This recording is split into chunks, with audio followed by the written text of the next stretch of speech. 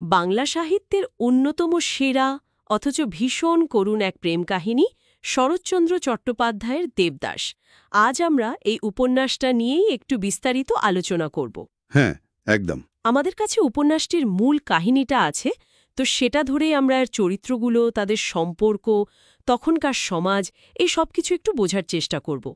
দেখব কেন এই গল্পটা আজও এতখানি প্রাসঙ্গিক। অবশ্যই। দেবদাস মানে তো শুধু একটা প্রেমের গল্প নয়।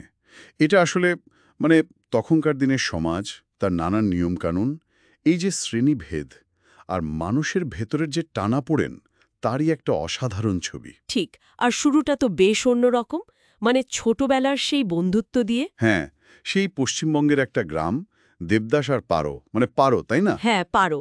ছোটবেলা থেকেই দুজন দুজনের সাথী, সবসময়ের বন্ধু। এমন বন্ধুত্ব যে কখন যে সেটা ভালোবাসায় বদলে গেল, হয়তো ওরা নিজেরাও ঠিক ধরতে পারেনি।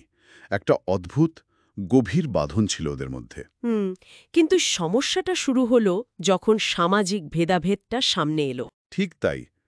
দেবদাসের পরিবার ছিল জমিদার, বেশ অবস্থাপন্ন, আর পারোর পরিবার সাধারণ ব্রাহ্মণ পরিবার, অতটা ধনী নয়। এই তফাৎটাই কিন্তু পরে খুব বড় হয়ে দাঁড়ায়। আর এরপর দেবদাস চলে গেল কলকাতায় পড়াশোনার জন্য। এই যাওয়াটা কি শুধু জায়গার দূরত্ব তৈরি করেছিল, নাকি মনেরও? দুটোই হয়তো। কলকাতায় গিয়ে দেবদাস যেন একটু অন্যরকম হয়ে গেল। শহরের হাওয়া লাগল। আর ওদিকে গ্রামে পারো বড় হচ্ছে। হ্যাঁ, আর তারপরই ঘটল সেই ঘটনাটা।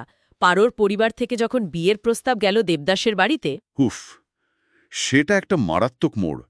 দেবদাসের বাবা শুধু যে প্রস্তাবটা ফিরিয়ে দিলেন তাই নয়, পারোর পরিবারকে তাদের সামাজিক অবস্থান নিয়ে খুব অপমান করলেন। আর সেটা পারোর আত্মসম্মানে ভীষণভাবে লেগেছিল, লাগারই কথা। স্বাভাবিক। এই প্রত্যাখ্যান, এই অপমান, পারো যেন একটা জেদের বসে প্রায় সঙ্গে সঙ্গেই এক বয়স্ক, অবস্থাপন্ন বিপত্নীকের সঙ্গে বিয়েতে রাজি হয়ে গেল।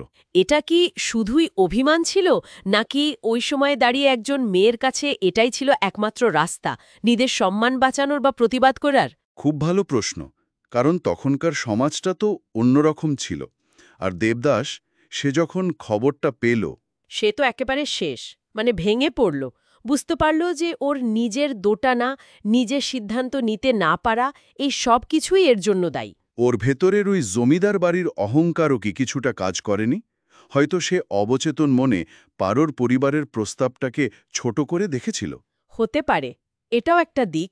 আর এই অপরাধবোধ, এই কষ্ট থেকেই তো ওর ধ্বংসের শুরু। হ্যাঁ, বন্ধু চুনিলালের সঙ্গ আর ধীরে ধীরে মদের নেশায় ডুবে যাওয়া। এই সময়ে ওর জীবনে চন্দ্রমুখী আসে। চন্দ্রমুখী, বাহ! এই চরিত্রটা কিন্তু উপন্যাসের একটা অন্য মাত্রা যোগ করে, তাই না? একদম।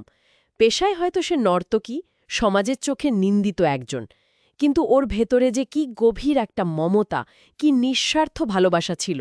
সে দেবদাসকে সত্যি ভালোবেসেছিল, ওর সব কষ্টটা যেন নিজে নিতে চেয়েছিল। কিন্তু দেবদাসের মন জুড়ে তো তখন খালি পারো আর পারো। চন্দ্রমুখীর সেবা, ওর সঙ্গ হয়তো দেবদাস নিয়েছে, কিন্তু ওর ভালোবাসাটা ঠিক ঠিক গ্রহণ করতে পারেনি। এটা কি দেবদাসের একনিষ্ঠতা, নাকি নিজেকে শাস্তি দেওয়ার আর একটা পথ? দুটোই হতে পারে। খুব জটিল মনস্তত্ত্ব। আর ও শেষ জীবনটা কি সাংঘাতিক কষ্টের। হ্যাঁ, ওই অতিরিক্ত মদ, অনুশোচনা, শরীর ভেঙে পড়া, সবকিছু মিলে ওকে ধীরে ধীরে শেষ করে দিচ্ছিল। আর ওর শেষ ইচ্ছেটা, পারোর বাড়ির সামনে গিয়ে শেষ নিঃশ্বাস ফেলার প্রতিজ্ঞা। কতটা যন্ত্রণা থেকে ইচ্ছেটা আসতে পারে ভাবা যায়। আর সে তো পৌঁছল অনেক কষ্ট করে, অসুস্থ শরীর নিয়ে পারোর বাড়ির দরজার সামনে এসে পৌঁছালো। কিন্তু সেখানেই সব শেষ। জীবনটা থেমে গেল। আর সবচেয়ে মর্মান্তিক কি বলুন তো? পারো খবর পেল, কিন্তু কিন্তু সমাজের নিয়ম, বাড়ির বিধিনিষেধ, এসবের জালে আটকে এসে শেষবারের মতো দেবদাসকে দেখতেও আসতে পারল না। উফ, এই পরিণতিটা যেন অবশ্যম্ভাবী ছিল। শরৎচন্দ্রের লেখার ক্ষমতা এখানেই।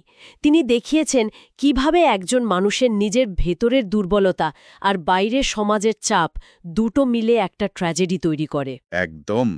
দেবদাস হয়তো কোনো হিরো নয়, অনেক দোষ, অনেক ভুল ছিল ওর। কিন্তু ওর ভেতরের ওই তীব্র ভালোবাসা, ওই কষ্ট পাঠকের মনে থেকে যায়। যুগ যুগ ধরে থেকে গেছে। হ্যাঁ, আর এই গল্পটা কিন্তু শুধু ওই সময়ের নয়। আজও কি আমরা দেখি না ভালোবাসার পথে এরকম সামাজিক বাধা, অর্থনৈতিক বাধা? অবশ্যই দেখি। আজও কি মানুষের মনস্তাত্ত্বিক দ্বন্দ্ব, ওই সিদ্ধান্তহীনতা এরকম দুঃখজনক পরিণতি ডেকে আনে না? সেই প্রশ্নটাই বোধহয় শরৎচন্দ্র আমাদের জন্য রেখে গেছেন, তাই না? সময় হয়তো বদলেছে, কিন্তু মানুষের স্বভাব, সমাজের চাপ, এগুলো কি আজও একই রকম ট্র্যাজেডি তৈরি করে চলেছে? ভালোবাসা বড়, নাকি পরিস্থিতি আর আত্মসম্মান? এই ভাবনাগুলোই বোধহয় দেবদাসকে আজও এত জীবন্ত রেখেছে। একটা ক্লাসিক। সত্যি তাই। ধন্যবাদ আপনাকে এ গভীর আলোচনার জন্য।